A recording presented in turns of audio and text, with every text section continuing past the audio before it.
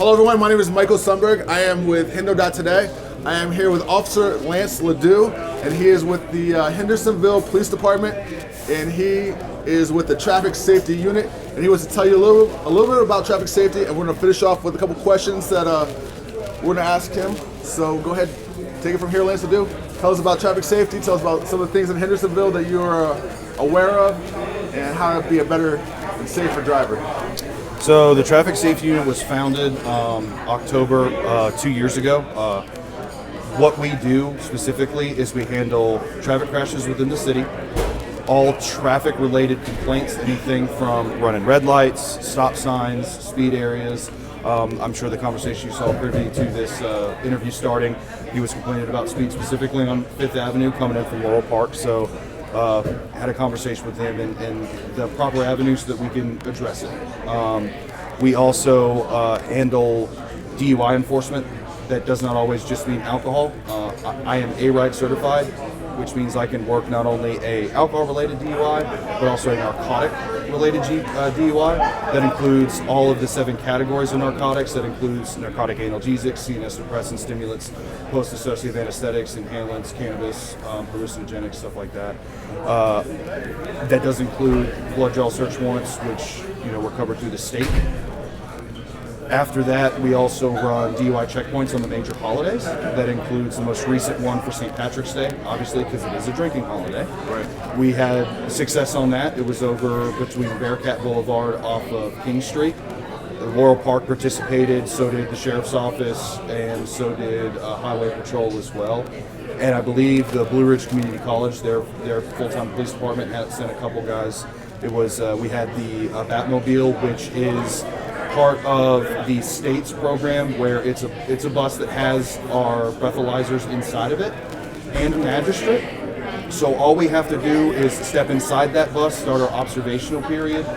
Then we can follow through with their implied consent rights. You actually get a number, and then once we have enough evidence to charge them with driving under the influence, then we take them straight to the magistrate who's on site, who then can either issue them a bond to have to be taken to jail, or they can be released under a written promise that they'll show up to court, as long as they have someone who is sober and has an active driver's license to pick them up. That is an ongoing effort. We did one for New Year's Eve as well. And that's multi-departmental. We're also invited to other ones. We work one for Laurel Park. So it's an ever-changing, ever-evolving thing that we do at this time for the community. The biggest complaint that we have at this time is speed throughout the city. One of the major areas that I do hit is the speed zone on 64. We have what's called a speed trailer, which was purchased through Governor's Highway Safety Funds, which, long of the short, we have to produce statistics that are sent to the Governor's Highway Safety that then allocate us funds to use to buy equipment or do overtime for Governor's Highway Safety Program, which is an officer that comes in and does traffic-related enforcement that's outside of the normal scope. They don't take calls for service. They're specifically on that. That is not covered by taxpayer money. That is specific grant money that we have to earn and apply for. But when we go back to the speed trailer, it's the big trailer that has the radar sign, and it tells you what your speed is. And what we do is we set it out, and you can change the days and the times it comes on, set the speed limit, and we set it specifically for the school zone on 64, which is Brevard Road over by the cemetery. And what we found in that area, only 20% of the traffic through the school zone was doing the speed limit. Oh, wow. Which means 80% of everybody was speeding. It's actually bad enough we're on our 5th crossing guard because they quit. Oh, wow. Most of our crossing guards are retirees because it's only about 20 hours, so they're part-time. It's Monday through Friday. They still get their weekends off, and it's not early in the morning. They're usually in the afternoon. So it's a great job for them. But when you're a retiree, you don't want to die by getting hit by a car. And we have people blowing through the crosswalk, even though they're standing out there with a high-vis vest and a stop sign. My only thing that I would recommend is you have to pay attention. They are 12 10-foot signs with flashing lights that say the school zone's on. It is only about 1/10 of a mile, and the speed difference is 15 miles an hour. Right. If you're in doubt, what's the harm in slowing down?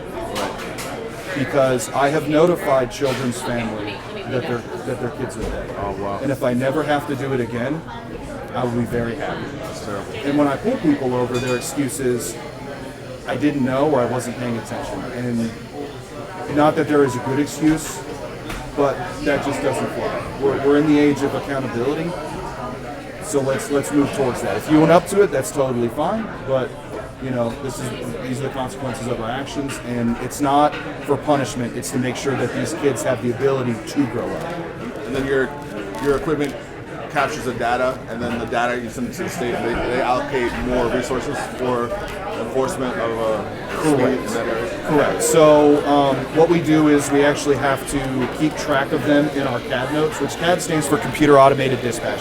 There is a CAD generated for every single call for service or every single proactive call that an officer does. You know, so if it's community relations, which is what this is, there's a call generator.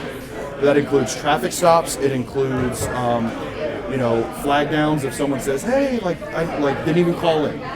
So you have to generate that, and then what we do is we log the citation number and what we cited them for, and then that is emailed to a supervisor, specifically my traffic supervisor, which that is then imported to a data spreadsheet, which then gets sent off to the state for allocation of additional funds or justification of current funds that have been given to us.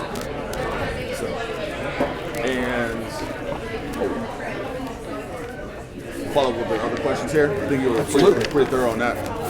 And then we have, what is the process for filing a complaint against an officer, and how are these complaints investigated for accountability? So I think this is a very important question, and mainly I'll say is, as someone who has been in this career for a considerable amount of time, I have worked with some officers, not here, because I did start at Daytona Beach and Volusia County, that weren't in the job for what I would consider a good reason. Now, does that mean that they're out there doing anything with malicious intent? No, but documenting shortcomings with officers is how you're able to move forward as an agency, and that's not just ours, it's all agencies. So when it comes to trying to get a complaint filed on an officer, there's two ways you go about it, but it all ends the same. The first way is you can contact the non-emergency number at dispatch and request to speak to a supervisor, or if you happen to know that officer supervisor, because most of the time when a complaint's generated, they go, "Who's your supervisor?" because they're going to call later. So you ask to speak to them.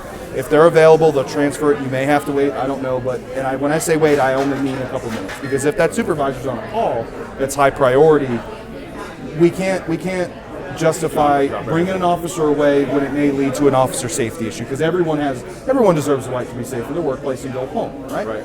So, but that you'll speak to that supervisor, and then you can tell them their complaint, and that officer, depending on the complaint, and what I mean is, if the complaint is something that is an actual justified complaint, and I'll give you a good example. Someone who is committing a crime as a law enforcement officer is a 100% justifiable complaint.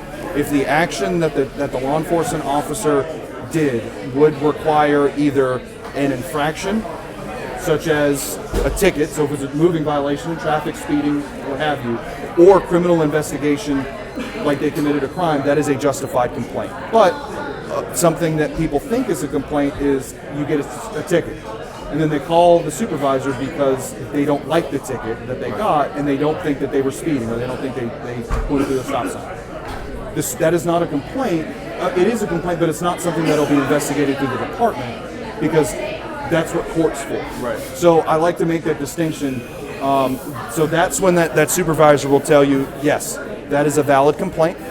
If it's a valid complaint, they'll request you to come down to the police department at your convenience, because you have to fill out paperwork. It's kind of like the magistrate. We need to make sure that the complaints that are being filed are by real people who are giving us real information, because we need to make sure that we can investigate it to the fullest validity. It's almost like an affidavit they have to sign off. Correct. And when you sit there and go, just like our policy says we don't take complaints over the phone because we can't prove who you are, So we're going to treat that the same way with every aspect of what we do. So after you fill that out, it'll be sent up the chain for review, because obviously we need to make sure everyone in the department knows what's going on. So it doesn't just stop at that supervisor that took that complaint. It moves up by policy. And then after that, it is up to the chief of police and the bureau commander, because they are separate. We have a bureau commander for the detectives and support services, and we also have a separate one for patrol. So that bureau commander will then assign it to an independent supervisor within the department for their review. And depending on what it is, and I say depending because, for example, if it's a speed complaint, that can be looked up just by pulling an officer's AVL, which is our GPS that shows us where we were in the time and the speed we were going. And then they take a look at what the speed was in that area. Now, if it's something that needs the investigation of getting video cameras or witness or reviewing our body camera, that is also a path that it takes. And then at the end of the month, all complaints are released at the monthly report by the chief of police to the community, where they don't say what the complaint was, but what they say is we had this many complaints and this many were unfounded or this many were sustained. Correct? And then after that, then it falls into the officer's history, how many complaints of this type or how many complaints overall, and then there, I hate using the word punishment, so we'll use corrective matters. Retraining or something. Correct. And you know, if it's driving, they may have to go to a driving safety class. If it's you know, overuse of force, you know, they'll go through an education class about de-escalation and use of force when it's justified, when it's not justified. Those are two examples, but obviously it's a case by case basis. Correct, because just like in this career, how we treat victims, you can't treat every single instance the same way with everybody, because it's never cut and dry. Right. So there's never a cookie cutter event. They take it play by play and person. Correct. Each individual scenario different. Absolutely. Okay. And then we have, next question is, how does the police force work to maintain mental health and wellness among its officers? So I'll give a peek into my personal life, because underneath this ugly uniform is a person. That's what we all are, right? So in October, my wife got in an absolute terrible accident, to the point that she ended up in the ICU. And specifically to my event, and I can only speak to my specific event because it's all I know. When I notified my chain of command, they opened up avenues as far as they put me on FMLA, because my wife's condition was so bad that I am taking care of her full time at this time until she got better. Okay. They actually gave me additional hours that I can use, so I wasn't using. And it wasn't just the department, the city helped as well, but so I don't have to burn my personal vacation time to take care of my wife. There was a couple counseling sessions with my chain of command where they told me verbatim, right now, this place is not important. It will always be here. Take care of your family, it comes first. And when you talk to them about it, it comes from a place where our chain of command is old.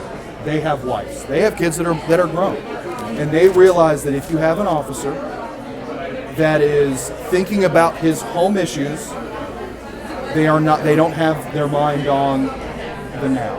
And that is how you get an officer who makes a mistake, not because they're doing anything wrong, but because if you're not thinking about work, that's how you get killed. Because you're giving someone the opportunity because you're caught flat-footed. So they take a look at it and go, we have to make sure that the officer is taken care of outside of work as well as here. Another thing that they do, which I took advantage of, is we have a mental health professional who comes in and you can schedule to meet with her. And she actually covers the sheriff's office, she covers our police department, and she covers the fire department. And they've actually contracted through her office and our insurance, where we don't even have a copay for it. So not only do they give us the resources, but they've gone the extra step to make sure that there isn't an obstacle in the way that we could use as an excuse to not do it. The only excuse you have to not see her is on you now. So they truly, truly go above and beyond to make sure that we are taken care of, not just here, but outside of work, especially when you have those issues that are of high priority for us that may lead to further issues down the road. Oh, well, it's great to hear that support. Absolutely. All right. Thank you, Officer Lance LeDoux of the Hendersonville Police Department. And it's been nice talking to you. And I hope this is educational for everybody. And we'll see you soon.